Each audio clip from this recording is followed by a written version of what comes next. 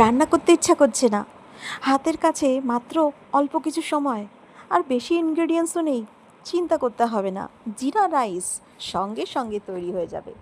একদম একদম 2 চামচ অয়েল নিয়ে, আর সেটা অয়েলের পরিবর্তে ঘিও হতে পারে, আর তার মধ্যে কিছুটা জিরা, মানে 1 চামচ মতো জিরা, আর একটু তেজপাতা হালকা ভেজে নিয়ে রান্না করে রাখা ভাতগুলো দিয়ে দিতে হবে।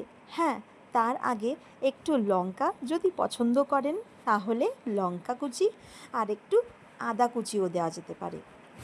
তবে এটা স্কিপও করা যায় যদি পছন্দ না হয়। আর ওপর থেকে একটু 1 চামচ ঘি যদি পছন্দ হয় তাহলে নিশ্চয়ই দেওয়া যেতে পারে। তারপরে দিয়ে দেবো ধনেপাতা। ব্যাস, নাড়িয়ে চাড়িয়ে দিয়ে দেবো সার্ভ যে কোনো তরকারির সঙ্গে। বে রাতের ডিনার অথবা সকালের ব্রেকফাস্ট অথবা বাচ্চাদের লাঞ্চ বক্সে কিন্তু খুব তাড়াতাড়ি, খুব চটজলদি একটা দারুণ রেসিপি। আরে ট্রাই করতে তাহলে ক্ষতি কী?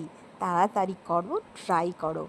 অবশ্যই কিন্তু ভিডিওটা ভালো লাগলে সাবস্ক্রাইব বাটনটা প্রেস করে দিতে হবে, আর বেল আইকনটা প্রেস করে দিতে হবে। তাহলে আমার ছোট ছোট এরকম টিপসের সঙ্গে ভিডিও কিন্তু তোমাদের সামনে সব সময় পৌঁছে যাবে।